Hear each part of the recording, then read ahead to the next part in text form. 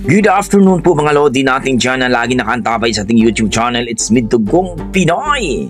Tara mga idol, samahan niyo ako na mag-react dito sa mga iilang pasahero na hindi nga pinayagan na makasakay ng eroplano. Ang kanilang flight mga idol alas 12 pero dumating sila ng alas 11:30. Sino nga ba ang may mali dito? Ang pasahero o ang taga-airport? Let's go! Panoorin natin mga idol.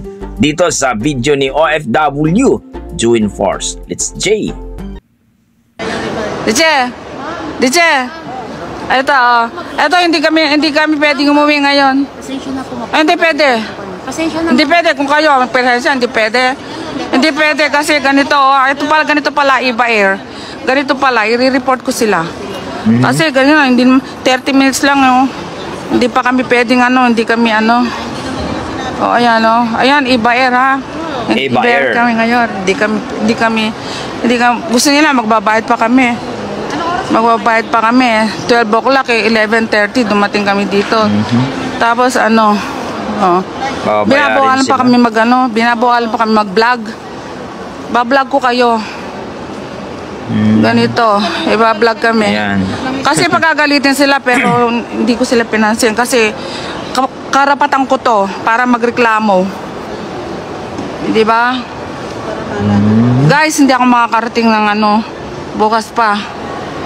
2021 na ako makakarating kasi 11:30 kami dumating.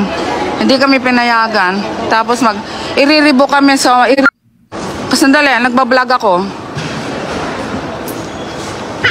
Ayun, yung mga employee nila, ganito pala dito kasi sa Iba Air, ganito ang kanilang patakaran. Hindi nila gawa ng paraan.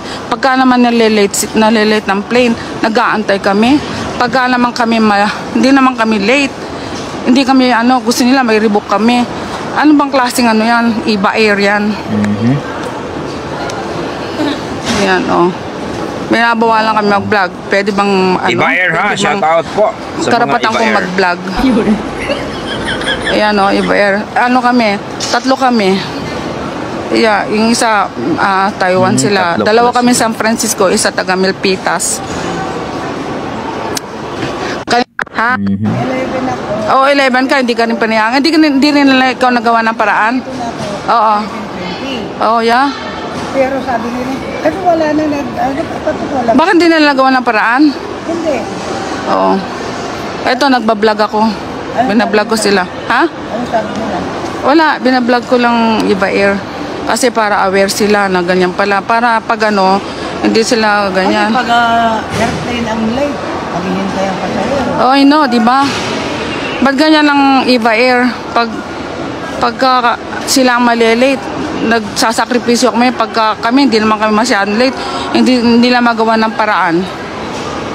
Ayan, tapos yata yung isa doon, magagawa nilang paraan. Pero kami, hindi nila magagawa ng paraan. Ayan, Hi, Elizabeth. Hi, Roger. Ganito, nasa Iba Air kami. Tapos, babawalan pa akong mag-vlog. So, ayan. Ko sila talaga. I-report ko sila. Nakakainis na. Mamadali na nga kami Ano daw yun? Wala nang tao dito. Hindi pa nila nagawa ng paraan? Pwede naman, wala ba kayong cellphone na pwedeng tawagan, ganon, diba? Pero pag sa atin, naka-vlog sila. Yan, Dito kami, nag-aantay pa. Hindi na kami makakalis ngayon, sabi nila, pero, ayan. Hi, guys! Thanks for watching. Hi, Roger, Elizabeth, Amelia. Magre-rebook pa kami. Paparebook pa kami para madagdagan yung kanilang kita. Ayan sila Ano sabi? Ano sabi? Kasi one flight lang sila. Punta na lang tayo. Saan tayo pupunta?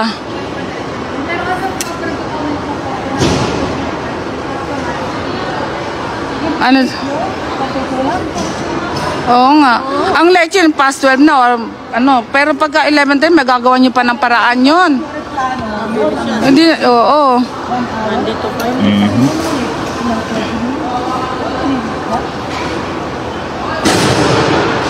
Paano naman pahirap yan?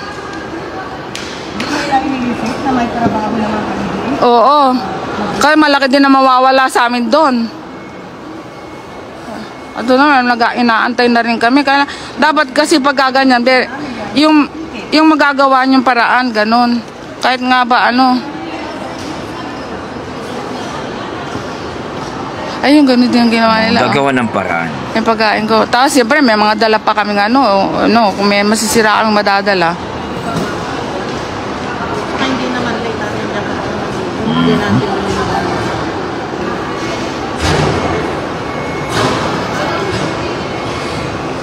So, hindi. Nire-rebook kami. Magbabayad kami. Kasi, sabi nila, late kami. Hindi naman kami late. 11:30. Ang alis ng plane, 12. 11:30. Ayan, ganyan pala dito. Ganyan pala Eva Air. Ayoko na dyan sa Eva Air na yan. Ano ba yan? Gusto ko pa naman sana Eva Air. Pero hindi naman pala sila marunong Ayun nga mga idol, no? At talagang nagrereklamo si ate, no? Nagrereklamo si ate kasi nga hindi sila pinasakay, no? 11:30 man daw dumating sila. Ang flight nila alas 12. Pero may protocol naman kasi ang airport mga idol na before ng flight mo nasa ka na, no? Kanyari 3 hours, no? Dapat nasa airport ka na kasi i-check-in pa yan. Kasi yung magkukuha ng bagahe. Oo. Pero kapag ikaw ay naka-check-in at wala ka pa doon sa aeroplano kasi isi-check man yun, hahanapin ka talaga. Pero ito kasi hindi Di pa siya naka-check-in. So, kailangan talaga mga idol, no? Mga OFW natin dyan na mga pasahero pauwing Pilipinas o pabalik sa ibang bansa, please po. Alam nyo naman, aware naman kayo, no, na 3 to 4 hours o 2 to 3 hours ay nasa airport ka na para pag check-in ay wala ng problema. No? Kapag naka-check-in na po kayo, ay wala na pong problema. Yan po dapat ang gagawin natin na before mag lilipad ka, no? O before mag-flight ka na, dapat 3 hours o 4 hours ay nandiyan ka na sa airport mga idol. O, para pag check-in ay wala pong problema. Ito kasi 30 minutes sirado na ata yung ate, no? Sirado na ata yung tagakuha ng iyong eroplano. Kunting abiso na lang yon ay lilipad na po yung eroplano nyo. Ano lang po, aware lang po tayo. Please be responsible po mga kapatid, mga idol natin dyan na umaalis ng ating bansa at bumabalik sa ibang bansa. Kasi ayan po, no? Ang nangyari kay ate, sila ay hindi na po nakalipad kasi nga late na pong sobra, 30 minutes baga. Nag-aantay na lang ng abiso yung eroplano na yun. Siguro hinahanap yung mga naka-check-in na wala pa. So yun po, hahanapin talaga yun. Yung naka-check-in ka na tapos kung saan-saan ka napunta, yun hahanapin ka. Pero dito kasi sa kanilang sitwasyon, alas 12 ang flight nila, pero 11:30 sila dumating. So, kayo mga idol, ano masasabi nyo dito? Sino nga ba ang masisi dito? Sino nga ba ang may mali dito? Ang airport ba? O ang Eva Air ba? O ang mga pasahero natin na luluwas ng USA ata to? So, please comment down below na lang po mga idol. At kung gusto nyo mapanood ang mga ilang kaganapan dito mga idol, puntahan nyo na lang po ang FB page ni OFW Join Force. So hanggang dito na lang ako mga idol. Maraming salamat. Basta mga dugong Pinoy natin dyan mga responsible, pero may mga pasaway din, kaya naiiwan minsan sa eroplano. God bless mga idol at ingat po kayo lagi.